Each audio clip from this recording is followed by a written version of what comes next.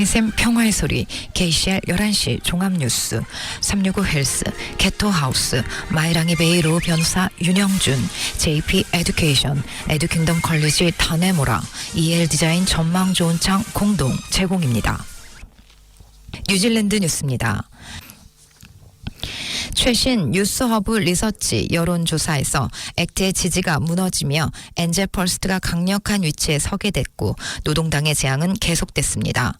노동당과 국민당 모두 지지율은 급락했고 피터스의 뉴질랜드 퍼스트는 문턱을 갓 넘어섰으며 럭슨이 권력을 잡는 일은 그다지 순탄치 않습니다. 크리스 힙킨스는 26.5%로 하락하고 0.4%만큼만 감소했지만 지지율이 증가하지 않은 것은 캠페인 후반부에 큰 부담이 됩니다. 국민당도 39.1%로 1.8% 하락했습니다. 액트도 1.3% 하락한 8.8%로 크게 떨어졌으며 녹색당은 노동당의 지지율을 흡수하며 14.2%로 1.9% 상승했습니다. 뉴질랜드 퍼스트가 부활하며 5.2%에 머물고 있으며 테파티 마오리는 2.2%까지 떨어졌으며 교회당은 1.9%, 신보수당은 1.1%로 나타났습니다. 녹색당이 18석의 대규모 의석을 확보했음에도 불구하고 노동당 33석과 테파티 마오리의 3석으로 좌파 블록은 54석만 확보했습니다. 그러나 정부를 구성하려면 61석이 필요하며 피터스는 노동당과 함께 가지 않을 것이고 설사 간다 해도 그의 6석으로는 전체 60석을 만들 수 있을 뿐입니다. 우파연합은 국민당 49석과 액트의 11석으로 60석에 불과합니다. 그것은 뉴질랜드 퍼스트의 6석이 필요하다는 것을 의미합니다. 어젯밤 원뉴스와 젊은 유권자들의 토론 영 벡터스 디베이트에서는 다양한 정치적 성향을 가진 후보자들이 생활비 문제를 놓고 토론을 벌였습니다. 모든 주요 정당이 토론회에 참석했으며 모두 자신의 정당이 이번 선거를 앞두고 청년들이 직면한 문제 해결에 가장 적합한 이유를 설명했습니다. 생활비 위기로 인해 인플레이션이 취소된 후 정당들이 청년들을 어떻게 지원할 것인지에 대한 논의로 시작됐습니다.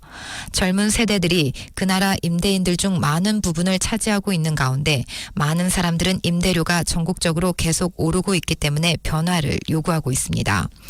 온라인 도구인 보트 캠퍼스는 18세에서 29세 인구 중 47%가 임대료 한도 부과에 강력히 동의하고 31%는 해당 정책에 어느 정도 동의하는 것으로 나타났습니다.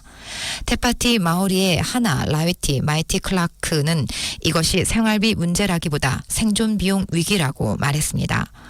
녹색당의 수어브릭은 임대료 통제가 완전히 실현 가능하며 정치적 의지의 경우일 뿐이라고 말해 박수를 받았습니다. 이에 대해 액트의 브룩 벤 발드는 반대했는데 그는 더 많은 통제가 임대료 인상으로 이어질 것이라고 주장했습니다. 원뉴스와 젊은 유권자들의 토론에서 과일과 야채에서 GST를 제거하려는 노동당의 정책은 국민당과 녹색당으로부터 비판을 받았으며 그들은 당근 가격 몇 센트를 깎아주는 것이 장기적으로 키위들에게 큰 도움이 되지 않을 것이라고 말했습니다.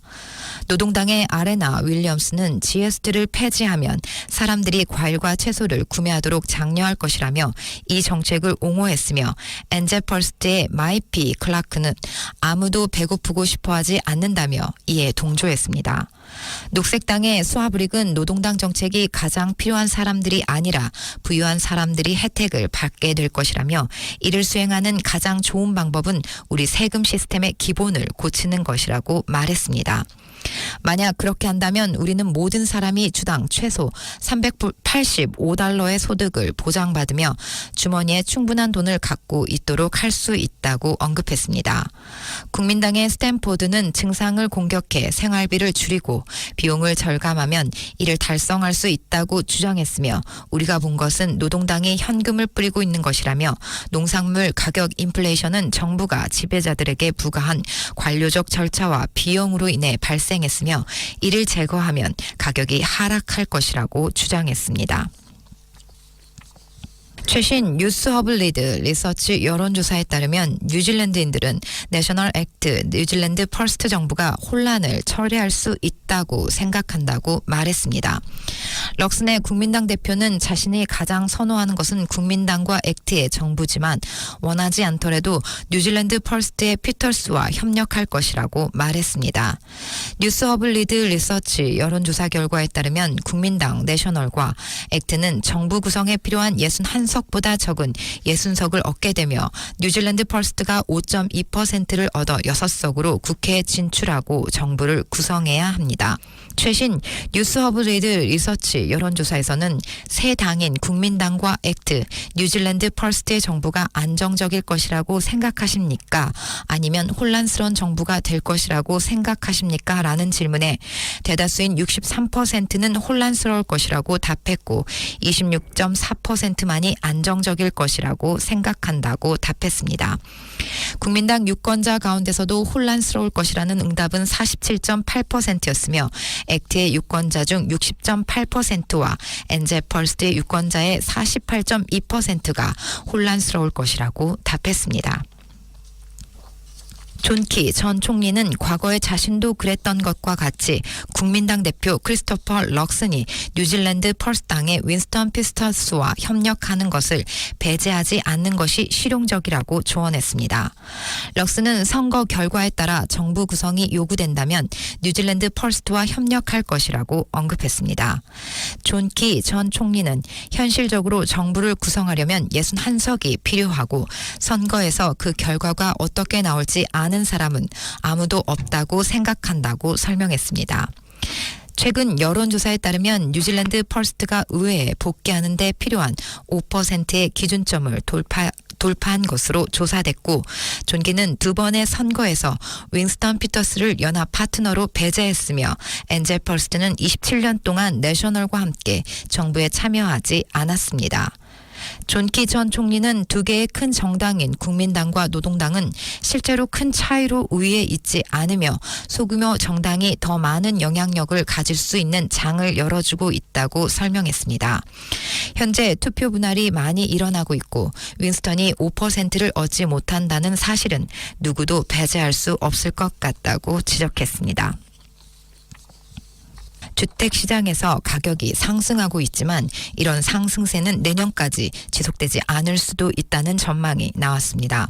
ANZ의 최근 프로퍼티 포커스 보고서에 따르면 전국 중간주택가격은 지난 3개월 동안 매달 0.7% 상승한 것으로 나타났으며 은행 경제학자들은 올해 하반기 주택가격이 4% 상승할 것으로 전망치를 높였습니다. 이러한 강세는 주택을 구입하는 첫 주택 구매자들과 지난 한 해 동안 10만 명에 가까운 이민자가 국내에 입국한 데 따른 것입니다. 집값은 지난 3개월 동안 각각 0.7%씩 오르며 꾸준한 속도로 상승하고 있고 ANZ 경제학자 앙드레 가스팅은 연간 8.7%의 확실한 수치라고 말했습니다. 가스팅은 주택가격 상승 전망이 이전 은행의 3%보다 높은 4%로 상승했음에도 불구하고 지속적인 상승을 기대하지 않고 있으며 우리는 중앙은행이 어떤 식으로든 금리를 현재 수준으로 더 오랫동안 유지하거나 더 인상함으로써 금리를 올려야 한다고 생각한다며 그렇게 높은 모기지 금리는 경제 전체로 흘러들어 주택가격 상승률을 둔화시킬 것이며 그리고 이는 내년 말까지 속도가 느려질 것임을 의미한다고 설명했습니다. 가스팅은 이민이 둔화되면 주택가격 모멘텀도 더 빠른 속도로 완화될 수 있다고 덧붙였습니다. 노동조합협의회 카운실 오브 트레이드 유니온의 수석 이코노미스트인 크레이그 레니는 뉴질랜드인들이 경제 상황이 시급히 개선되어야 한다는 견해를 재평가하기를 원했습니다. 지난 주말 레니는 트위터에 일련의 그래프를 게시하며 어떻게든 궤도를 벗어났다는 이야기는 매우 피상적인 분석으로 일축돼야 한다고 언급했습니다. 그는 지난 분기에 0.9% 국내 총생산 GDP 성장률이 동종 국가에 비해 뉴질랜드에 매우 인상적이며 일본만이 앞서 있다고 지적했습니다. 그는 코비드 이후 뉴질랜드가 훨씬 더 나은 성과를 냈다고 설명했습니다. 레니는 뉴질랜드의 실업률은 호주와 네덜란드를 제외한 어느 것보다 나은 상황이라면서 코로나19가 다른 곳과 크게 다르지 않았기 때문에 소비자 물가는 18% 상승했고 정부 부채가 국제 기준에 비해 매우 낮다고 주장했습니다. 인포매트릭스의 수석 예측자인 가레스 키어너는 레니가 말한 대부분에 대해 큰 문제를 제기하진 않았지만 고려해야 할 다른 측면이 있다고 말했습니다. 뉴질랜드의 정부 소비 증가율은 아일랜드 다음이었고 호주와 미국, 캐나다, 프랑스, 독일과 그리스, 한국, 라트비아, 노르웨이, 폴란드, 유럽연합보다 앞섰습니다. 구인 광고 웹사이트 시크에 따르면 광고된 급여와 입사 지원서가 기록적 수준에 도달한 것으로 알려졌습니다. 시크 NZ 광고 급여 지수 ASI에 따르면 광고 급여는 전년 대비 5.1% 증가한 것으로 나타났습니다. 급여가 가장 빠르게 증가한 곳은 캔터베리로 6.5% 증가했고 웰링턴과 오클랜드는 각각 4.8%와 4.7%로 뒤처졌습니다. 급여가 가장 많이 인상된 상위 5대 산업은 컨설팅 및 전략 10.1%이며 엔지니어링 7.6%, 의료 7.3%, 광고 예술 및 미디어 7.1%와 건설 6.2% 순이었습니다. 뉴질랜드의 ASI는 호주보다 빠르게 성장했습니다. 구인 광고당 지원자는 노스랜드 13%이며 기스번과 오타고에서 가장 많이 증가했습니다. 구인 광고량은 3월 이후 전월 대비 감소세를 보인 뒤 8월에는 2% 증가했습니다. 많은 대량 산업과 대도시의 소폭 증가가 전반적인 상승을 담당했습니다. 그러나 채용 광고는 여전히 전년 대비 26% 낮았고 2019년 8월보다는 4% 높았습니다. 뉴질랜드 세관은 1,200만 달러 상당의 코카인을 압수했으며 주요 마약 단속 사건으로 3명이 체포됐습니다. 이번 사건은 지난 주말 보안팀이 타우랑가 항에서 밀수입 징후를 감지하며 시작됐으며 이로 인해 3명의 범죄자가 체포됐습니다. 또한 세관원은 타우랑가와 오클랜드 등 뉴질랜드의 여러 지역으로 향하는 컨테이너 36개를 수색했습니다. 이번 조사에서 배송 컨테이너의 냉장 장치 내부에서 플라스틱으로 포장된 벽돌을 발견했습니다. 이는 26kg의 코카인으로 밝혀졌으며 세관은 이를 거리 판매액으로 거의 1,200만 달러에 달하는 것으로 추정하고 있습니다. 뉴스허브는 여러 회사와 개인에 대한 뉴질랜드 이민국의 대대적 조사를 촉발시킨 복잡한 이민 사기에 대한 자세한 내용을 밝혔습니다. 앤드류 리틀 장관은 형사소득법에 따라 이민 사기 계획에 연루된 회사의 자산을 동결할 수 있다고 밝혔습니다. 최근 파파쿠라에서 착취당한 일부 이민자는 일자리 제안을 받았고 일부는 MSD 사회개발부와 일부 고용주를 통해 인터뷰를 하고 있다고 유니온 네트워크 오브 미그란트 회장 맨딥 벨라가 말했습니다. 이민자들에게 일자리를 제공했지만 결코 성사되지 않은 회사 중 하나는 이민자들을 뉴질랜드로 데려오는데 도움을 준 인도 브로커로부터 돈을 받았다고 인정했습니다. 옹호자들은 지금까지 드러난 일은 빙산의 일각이라고 말하며 수만 명의 노동자들이 착취당하고 있다고 지적했습니다. 지금까지 전해드린 뉴질랜드 뉴스는 뉴스허브, 원뉴스, RNZ, 뉴질랜드 헤럴드, 스타프, 인터레스트.co.nz에서 간추렸습니다. 오늘의 환율 정보입니다. 뉴질랜드 달러화 대비 원화의 기준 환율은 799원, 한국에서 보낼 때 806원 99전, 한국에서 받을 때 791원 1전입니다.